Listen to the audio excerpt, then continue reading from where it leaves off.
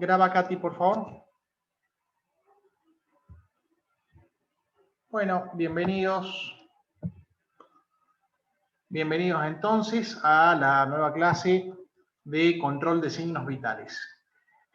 Básicamente nosotros debemos saber detectar y tratar de utilizar los signos vitales como una información básica para todo lo que es la primera evaluación del paciente y la atención durante todo el momento del rescate, ¿sí? Pero es importante cómo nos vamos a estar moviendo con signos y síntomas, que aprendamos un poquito la definición de cada uno de ellos para que sepamos distinguir qué es lo que son unas cosas y otras cosas, ¿sí? Con respecto al signo, nada, el signo es totalmente objetivo. A ver, es lo que nosotros podemos percibir, medir o cuantificar de un lesionado, tal como la temperatura, cuál es su color, cuál es el olor, el pulso, la respiración, la tensión arterial, etcétera, ¿sí? Eso realmente es lo que nosotros vamos a estar viendo. Entonces, muy distinto es del síntoma, que va a ser totalmente subjetivo, porque puede llegar a variar, ¿sí? A ver, con respecto al síntoma, hace referencia o manifiesta el paciente o lesionado. Entonces, a ver, me duele, pero ¿cuánto te duele? En una de esas, el umbral de dolor que yo tengo es distinto al umbral de dolor que tiene otra persona, ¿sí? Son aquellos datos subjetivos que no se pueden medir ni cuantificar. Es algo que es totalmente anómalo en su organismo, así como las náuseas, el dolor, los mareos, el ardor, esto aquello que no se refiere o describe de alguna sensación, ¿sí? Entonces, puede variar mucho, es realmente subjetivo. A ver, los signos vitales los vamos a tomar a estos signos como los signos basales que nos van a permitir detectar si esta persona también se encuentra en un estado crítico o no, ¿sí? Están constituidos por lo que es la frecuencia respiratoria, por el pulso, por el relleno capilar, la temperatura y la presión arterial. Evidentemente, el relleno capilar nos vamos a estar apoyando también en lo que es la oxigenación, la cantidad de oxígeno que tenemos en sangre para hacer esta medición, ¿sí? Estos son los indicadores basales del estado de salud del paciente que conforman justamente o se conocen como los signos vitales. Pueden ser observados y medidos, también monitoreados para evaluar el nivel del funcionamiento físico del individuo y generalmente nuestros sentidos nos van a permitir detectar estos signos vitales. Por eso también es muy importante que nosotros nos entrenemos a todo lo que es la detección de estos signos vitales sin los equipos, que lo hagamos simplemente con nuestros sentidos. ¿Qué es el pulso? Vamos a buscar una definición para que todos de alguna forma la puedan entender, después la vamos a ir adaptando un poco para explicarla, ¿sí? El pulso es el resultado de la contracción del ventrículo izquierdo y la consiguiente expulsión de un volumen adecuado de sangre hacia la aorta central. Es un fenómeno que da lugar a la transmisión de la onda pulsátil hacia todas las arterias periféricas, ¿sí? Y de verdad es sumamente importante porque eso también nos va a permitir el inicio o no de los protocolos, por ejemplo, de RCP. A ver, me interesa, vamos a encontrar distintas tablas con respecto a los valores normales, ¿no? A mí me interesa que ustedes tengan un promedio de edades para no estar, digamos, atentos a año por año con respecto de las edades. Pero sí, por ejemplo, saber que los valores normales entre los 0 y los 2 años son de 120 a 140 sístoles por minuto, pulsaciones por minuto.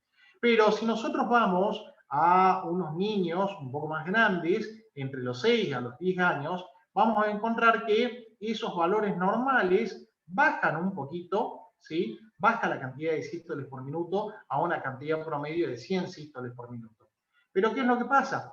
Después con los adultos varía muchísimo, entonces son datos a tener en cuenta y es importante que después nosotros vayamos haciendo nuestra pequeña tabla para tener estos valores de signos vitales como promedio normales para saber cuáles son, digamos, acertados en cada uno de los rangos etarios. Con respecto a las mujeres, vamos a encontrar que tienen un promedio de 74 sístoles por minuto de promedio, y con respecto a los hombres de 66 sístoles, ¿sí? A ver, esto va a tener una variación que va a estar entre los 60 y los 100, como para que tengamos un promedio en cuanto a los valores normales. El pulso lo podemos detectar nada más que con nuestros sentidos, en este caso con el sentido del tacto, en distintas partes del cuerpo. Si nosotros, el pulso más fácil de encontrar, tal vez es el carotidio, todos pónganse la mano encima de su carótida, van a empezar a sentir, ¿sí?, las pulsaciones y van a sentir en la punta de sus dedos, en sus yemas, que a través de sus sentidos ya están sintiendo uno de los signos vitales que nosotros tomamos como referencia.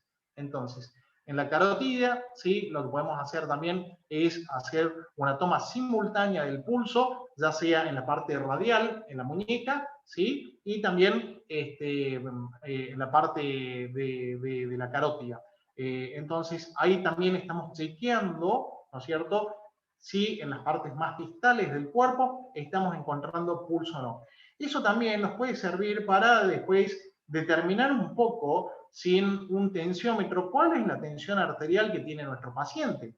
Porque si nosotros vamos a tomar el pulso pedio en la parte del empeine, ¿sí?, vamos a ver que la tensión arterial medianamente es buena, medianamente es normal.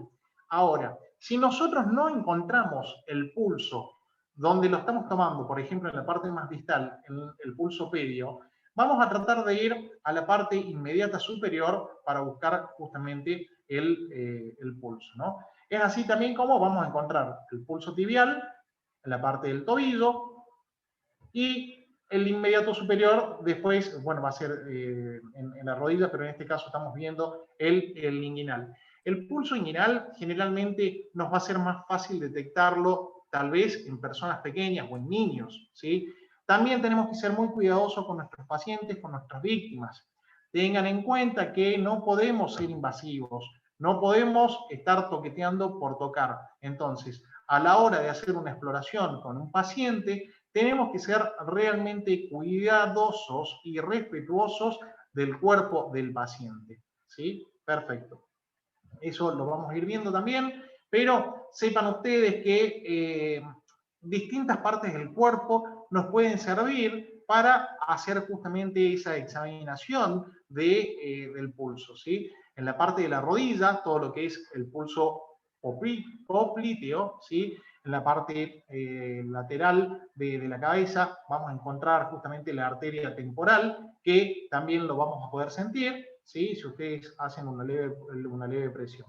Entonces, recordemos que el pulso más distal es el dorsal o el tibial, después tenemos el popliteo, ¿sí? Vamos a encontrar el pulso inguinal, veremos los más comunes como radial, el carotidio, ¿sí? El braquial no siempre estamos cancheros para detectarlo, pero es una alternativa. Y en la zona de la cabeza, la parte del pulso temporal a través de la arteria temporal, ¿sí? Estas nociones básicas de anatomía nos permiten a nosotros rápidamente detectar en qué parte del cuerpo vamos a estar trabajando y qué es lo que vamos a estar explorando. Si yo no tengo tensiómetro, pero estoy sintiendo el pulso en la parte del pie, del empeine, voy a presuponer que una tensión arterial está dentro de los valores normales. Si yo no estoy sintiendo el pulso en la parte de los pies, pero lo estoy sintiendo en la parte inguinal de la persona, evidentemente esa tensión arterial será mucho menor. Entonces, ya también estoy sintiendo el pulso y la tensión arterial, pero esto debe ser un disparador, una alerta de que algo no está pasando bien, de que esa tensión arterial no está dentro de sus valores normales. Un poco acá lo que yo les decía, la posibilidad de ir conversando, de humanizar un poco la atención con el paciente. Nosotros vamos a agarrarle la mano, ¿sí? Vamos a prestar mucho cuidado en la atención y en la contención de este paciente. Lo vamos a tranquilizar de alguna forma, vamos a ir escuchando su pulso en la parte radial, ¿sí? Fíjense cómo a través de los sentidos estamos estableciendo un contacto que también es un contacto psicológico de contención que nos permita tener otro tipo de abordaje con el paciente, mucho más cálido, mucho más humano, ¿sí? A ver, con respecto a la presión arterial, y en esto vamos a tener que diferenciar algunos conceptos. La presión arterial es la fuerza creada por la contracción del ventrículo izquierdo, mantenida por la elasticidad de las arterias y regulada por la resistencia de los vasos periféricos al flujo de sangre. Entonces, si tenemos una buena tensión arterial, es que justamente la contracción del ventrículo izquierdo lanzó la sangre con fuerza suficiente para que pueda hacer una buena irrigación en todo el cuerpo. ¿Qué vamos a hacer? Vamos a tener también algunos valores normales para poder apoyarnos en esos valores a la hora de la examinación de este paciente, ¿sí?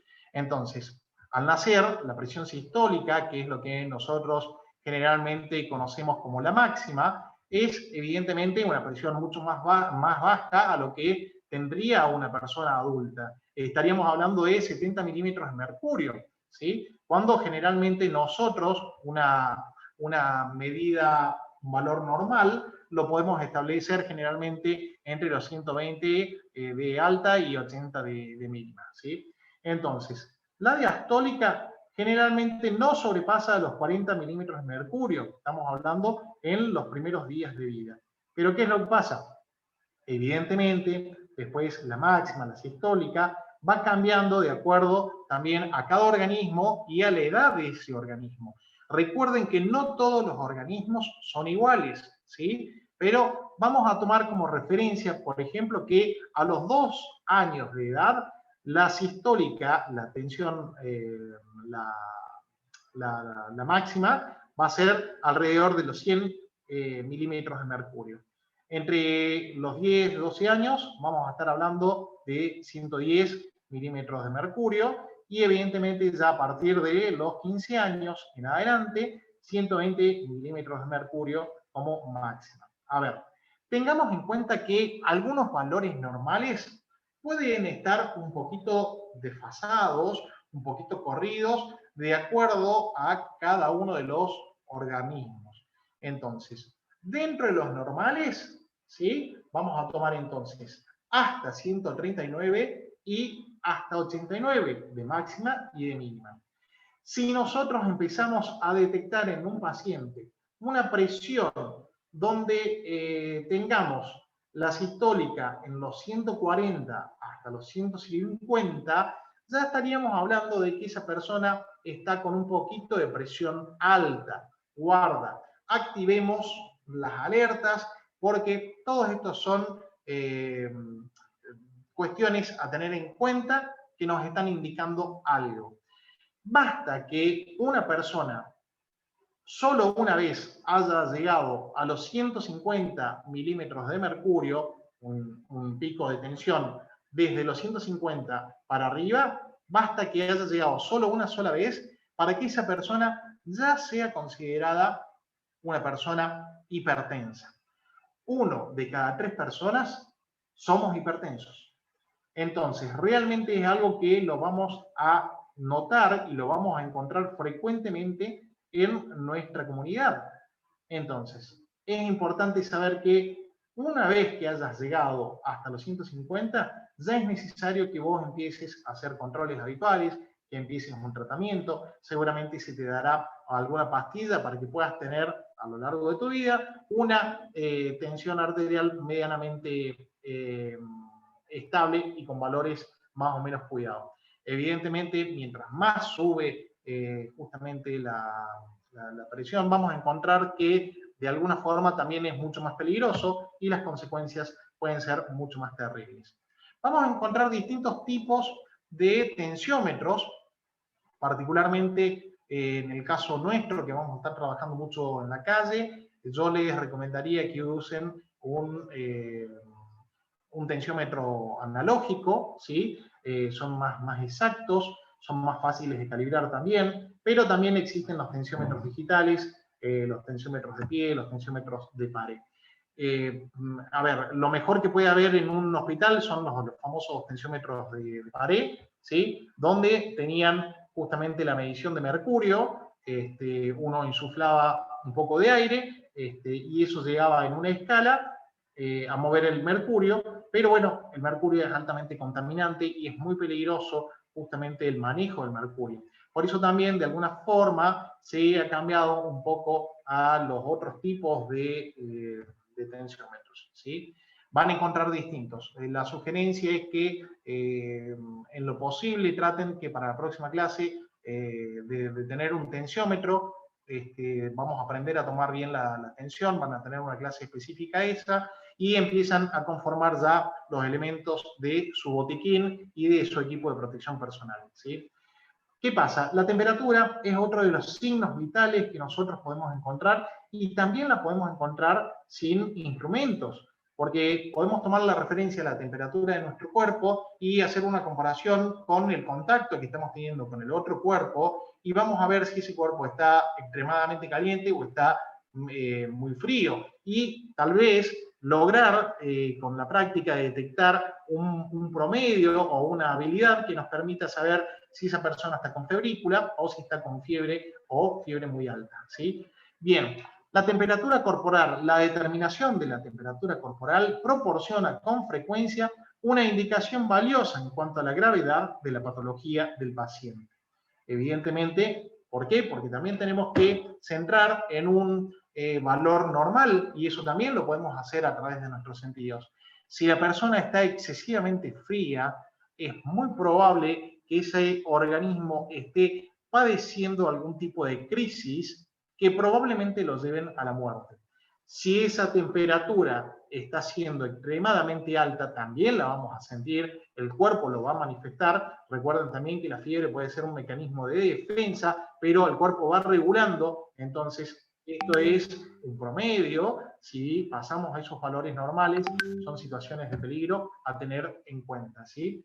Entonces, acá también vamos a encontrar distintos tipos de termómetros, que es el instrumento que nosotros vamos a tener para poder hacer la medición de la temperatura. El que más común vamos a utilizar son los termómetros de vidrio, que también tienen un tubito que a medida que se calienta el líquido de mercurio, va marcando en una escala justamente los grados, la temperatura que está teniendo ese cuerpo. Tengan en cuenta que hay termómetros digitales que también son bastante exactos. Se puede tomar la temperatura en la muñeca, se puede tomar la temperatura en la cabeza.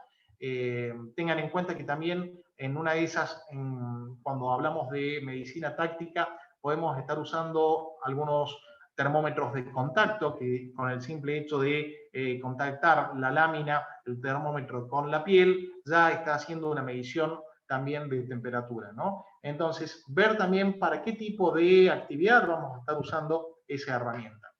Y, como siempre decimos, vamos a buscar algunos valores normales dentro de lo que es la temperatura para tener como referencia, ¿sí? Generalmente, mientras más chicos son, tienen un promedio de temperatura un poquito más alto, pero fíjense que nunca sobrepasa los 37-50 grados centígrados. ¿Por qué? Porque generalmente entre 37 y 37,50, 37,5, estamos hablando de una febrícula, ¿sí? En los niños es mucho más común ese tipo de temperatura. A partir de los 37,6, nosotros ya podemos empezar a hablar sobre lo que es la fiebre, una fiebre elevada, una fiebre alta y demás. Evidentemente, mientras más subimos en la escala, más elevada va a ser la fiebre, ¿sí? Pero tener también que un promedio normal de temperatura va a estar dado en una temperatura entre los 35,8, entre los 36, ¿sí? Si esa persona está con baja temperatura, tendremos que detectar rápidamente cuál es el problema que está pasando, que puede ser desde una falta de defensas, una infección, puede ser también que el ambiente le esté generando que baje sus temperaturas. Entonces, de alguna forma vamos a tener que tratar de ver y complementar para que esa persona deje de sentir esa temperatura, ¿sí? Vamos a tomar entonces promedio los 36 grados y medio, 36 grados 70, 36 grados 7 como temperatura promedio. Sabemos que podemos tener una febrícula entre el 37 y 37,5. En los niños es totalmente normal que su temperatura llegue hasta los 37,5. Sí empezaremos a preocuparnos a partir de los 37,6, donde esa persona deja de tener una febrícula y ya empieza a tener algunos grados de fiebre, ¿sí? Volvemos a decir, con respecto a los termómetros de distintos tipos, de contacto, analógicos, digitales, y los termómetros también láser para distancia. La respiración es otro de los signos vitales que tenemos, y la respiración normal consiste en la sucesión rítmica y fluida de los movimientos de expansión, la inspiración, y de retracción, la expiración torácica, que no es lo mismo que la expiración. La expiración es el último aire que ingresa al cuerpo antes de la muerte, ¿sí? El último aire que exhalamos, que sacamos. Entonces, inspiramos, entra el aire, expiramos, sacamos el aire del cuerpo, ¿sí? Y esto es importante que nosotros podamos detectar simplemente con el ojo, que no exista ningún tipo de intervalo en lo que es la respiración normal, porque van a ser indicios que nos van a permitir ver otras situaciones, algo que no está funcionando bien. Fíjense, habíamos dicho que todo esto lo vamos a utilizar con los sentidos, sentido de la vista. Nosotros empezamos a hablar con la persona. En ningún momento le vamos a decir, yo voy a medir cuál es tu respiración, porque automáticamente el ritmo de respiración de esa persona va a cambiar, ¿sí? Entonces, es una cuestión psicológica. Cuando nosotros empecemos a ver el tema de la respiración, vamos a observar la elevación de nuestro tórax, la elevación del tórax de la víctima, ¿sí? Podemos poner una mano por encima del pecho, vamos a sentir, fíjense, estamos utilizando vista, estamos utilizando el tacto, también podemos acercar nuestro oído, ¿sí?, hacia la salida de las fosas nasales, donde nosotros vamos a poder también, a través del oído, sentir si esa persona está respirando o no. Todo esto es parte del sensorio. El sensorio es la utilización de nuestros sentidos en la primera examinación. Entonces, recordemos esto. Al inspirar y al expirar, realicemos ligeros movimientos que hacen que los pulmones se expandan y el aire entre en ellos mediante el tracto respiratorio, ¿sí?, el conducto respiratorio. Esto también después les recomiendo y les vamos a pasar que hagan una tablita promedio con los valores para que cuando nosotros les preguntemos a ustedes cuáles son los valores, ustedes puedan saber que estas cuestiones normales se aplican a cuál o a cuál otra edad para tener una idea de estos valores, ¿sí? Al nacer estamos hablando de 44 respiraciones por minuto. Y fíjense que en un promedio de 20 a 25 años estamos hablando a 18 respiraciones por minuto. Esto se los invito que después, en algún momento, hagan la prueba de contarse ustedes mismos cuántas expiraciones, cuántas respiración por minuto estamos haciendo, para que también empiecen a conocer su propio organismo, ¿sí? Las personas mayores de 40 años, vamos a estar hablando de 18 respiraciones por minuto de promedio. Esto también tiene que ver un poco en cuenta los factores geográficos, los factores climáticos, y también tener en cuenta que no todos los organismos son iguales, ¿sí? No va a responder lo mismo una persona que pesa más de 100 kilos como yo, que en una de esas una persona que es súper deportista, ¿sí?, con un estado atlético totalmente distinto. Para que ustedes sepan, y esto lo podemos observar con nuestra vista, la respiración normal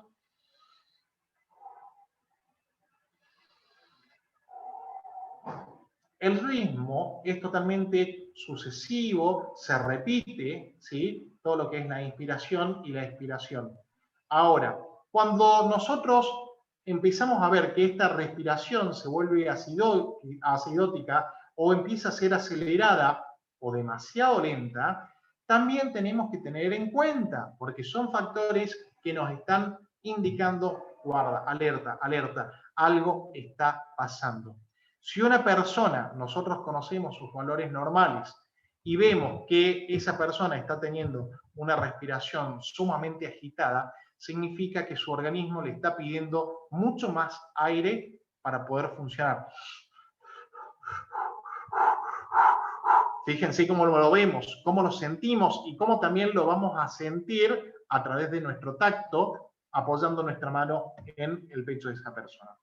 Ahora, si nosotros vemos que esta respiración viene de menor a mayor y se produce un intervalo donde se genera una pausa de algunos segundos y después vuelve la respiración de menor a mayor o de mayor a menor, porque también puede pasar que la persona esté en shock, evidentemente estamos hablando de que hay una situación que ya está afectando la neurología también de nuestro cuerpo. No es normal que tengamos estas apneas, por así decirles, o estos periodos de pausa sin la respiración. Y el gráfico es sumamente claro. Todo esto lo podemos detectar simplemente con nuestros sentidos y lo tenemos que tener muy en cuenta. Imagínense personal de las terapias intensivas que ya está súper acostumbrado a esto, ve a un paciente y ya sabe qué situación le está pasando a través de su respiración, ¿sí? Esta tablita de valores normales se la vamos a pasar, no hace falta que la copien ahora, no hace falta que saquen una foto, pero es para que ustedes sepan más o menos cuáles son los valores normales de estos signos vitales que nosotros vamos a estar midiendo. Bien. ¿Qué es lo que pasa? También habíamos hablado de lo que era el relleno capilar. Y el relleno capilar, la verdad que es una herramienta fundamental, muy valiosa, que nos brinda mucha información y es muy sencilla realizarlo. Es donde nosotros vamos a tener contacto también con la víctima, pero vamos a ver a través de esta prueba rápida que vamos a estar realizando, ¿sí? Vamos a buscar el dedo o el dedo de una persona. Puede ser en el pie o puede ser en la mano. Vamos a buscar justamente la uña. Cada uno de nosotros conoce el color de nuestra piel, ¿sí? Entonces, ya tenemos un parámetro de cómo es nuestra actividad normal circulatoria de nuestro cuerpo. Si nosotros apretamos la punta del dedo durante 2-3 segundos de forma fuerte, nosotros vamos a estar viendo, ¿sí?, que el color evidentemente cambia y se pone en un tono más pálido y más violáceo. Eso significa que la circulación ha disminuido, la circulación sanguínea de nuestro cuerpo ha disminuido y también el oxígeno que se lleva en sangre también se está deteniendo. Entonces, ¿cuáles son? A ver, hasta ahora es una prueba muy sencilla, muy básica, ¿sí? Que estamos viendo la cantidad de flujo sanguíneo. Pero ¿cuál es el indicio que nosotros tenemos que tener en cuenta? Que si después de hacer esta maniobra sobre la uña durante 2-3 segundos y no vuelve rápidamente dentro de los próximos 2-3 segundos a tomar su color normal, estamos hablando de que ese relleno capilar es defectuoso, ese relleno capilar es lento, significa que como signo vital está siendo bajo y hay algún antecedente, hay algún problema que está sucediendo. Ahora, nosotros hacemos la prueba, 2 segundos, apretamos, vuelve a tomar la coloración, perfecto, el relleno capilar es bueno, ¿sí? Su signo vital está bastante bueno y estable. Entonces, a tenerlo en cuenta, chicos, puede ser en la mano, puede ser en el pie. En el caso igual de esto, cuando utilicemos, nos complementemos con el oxígeno de pulso, ¿sí? Probablemente podemos encontrar alguna persona que tenga las uñas pintadas.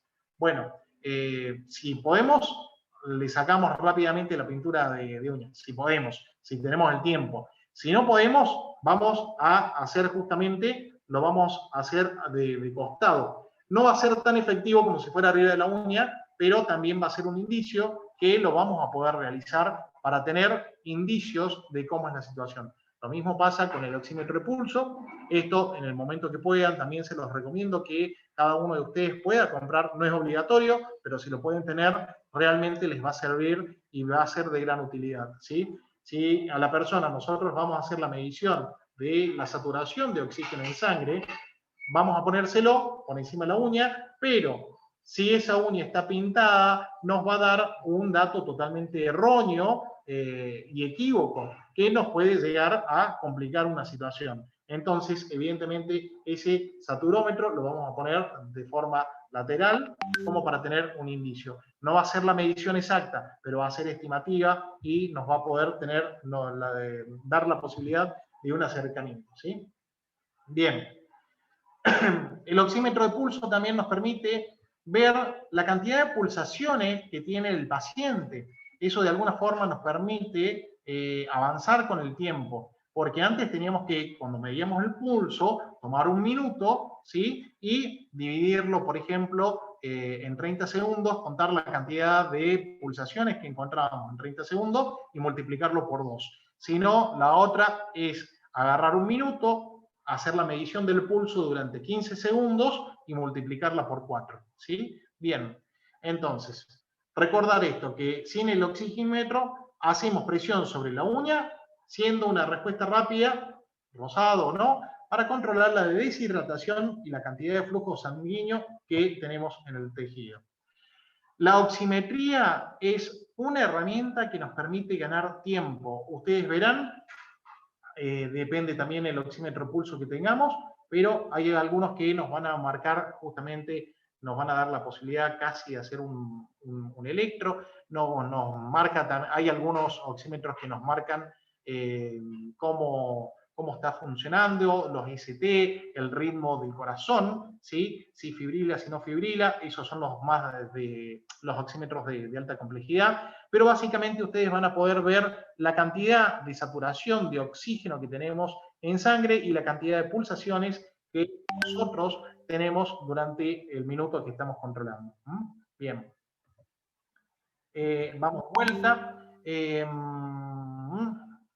Bien, esto me olvidaba.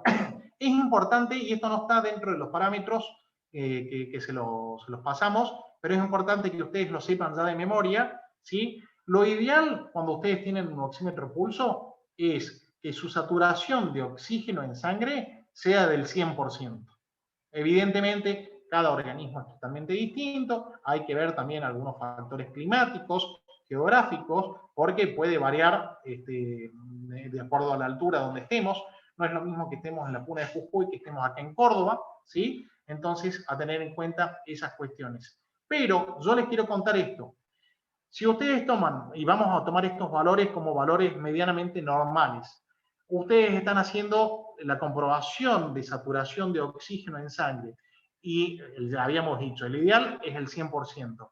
Si nosotros encontramos que la saturación de sangre nos está dando entre un 95 y un 100%, estaríamos hablando de una muy buena oxigenación en sangre, que eso también es bastante bueno. A ver si, no sé si alcanzan a ver ustedes ahí, mi saturación en sangre en estos momentos es de 99, ¿sí? Estoy con casi 110 pulsaciones por minuto. Bien, entonces, ahí lo vemos.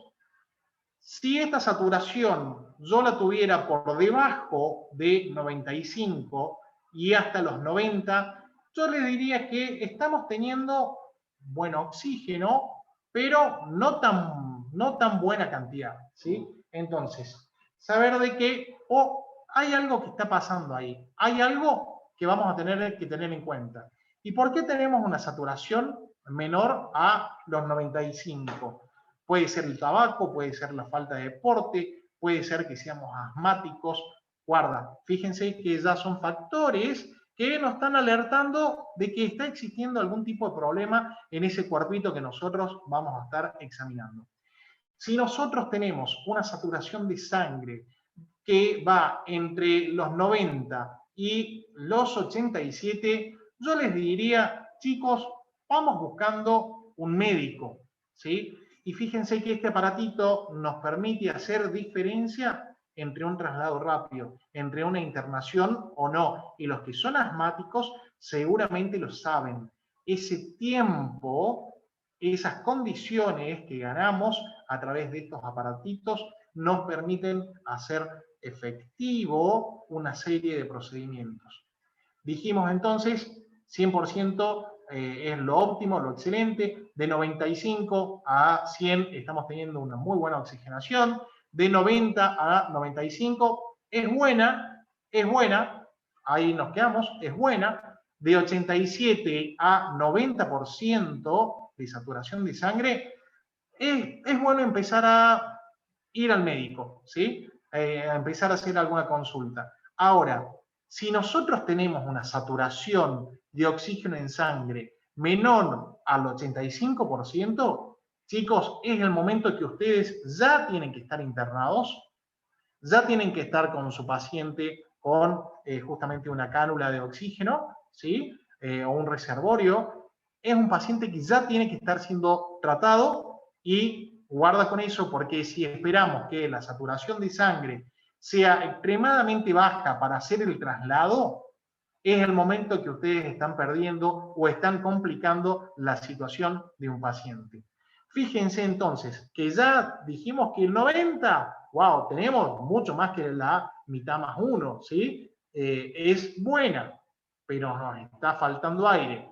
Si bajamos de 90, empecemos a llamar al médico. Y si bajamos de 87%, chicos, corramos. 85%, el paciente ya tiene que estar con otro tipo de atención. Entonces, fíjense qué importante es manejar la oximetría y manejar los signos vitales, ¿sí? Toda la obtención de datos determina la sobrevida del paciente. ¿Y qué hacemos con la sobrevida del paciente?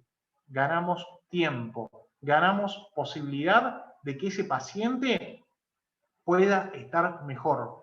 Ganamos la posibilidad de que esa persona, que podés ser vos, Martín Polanco, que podés ser vos, Daniela, que podés ser vos, cualquiera de ustedes, pueda volver a abrazar a sus seres queridos, pueda seguir viviendo, pueda seguir trabajando y pueda seguir teniendo una vida normal. La diferencia la vamos a hacer nosotros, chicos. Y es por eso que es muy importante que nosotros sepamos cuáles son estos 5 signos vitales, los manejemos al dedillo, a la perfección, medianamente manejemos los valores normales y sepamos cómo detectarlos simplemente utilizando nuestros sentidos. Recuerden que esta parte del curso estamos haciendo una nivelación. Después hablaremos de otras herramientas mucho más específicas. Mientras tanto, vamos a sobrevivir y nos daremos maña con lo que nosotros vamos teniendo en nuestro entorno, con lo que nosotros vamos encontrando o con lo que nosotros vamos llevando a cada una de estas salidas, de estas situaciones, de estas incidencias, ¿sí?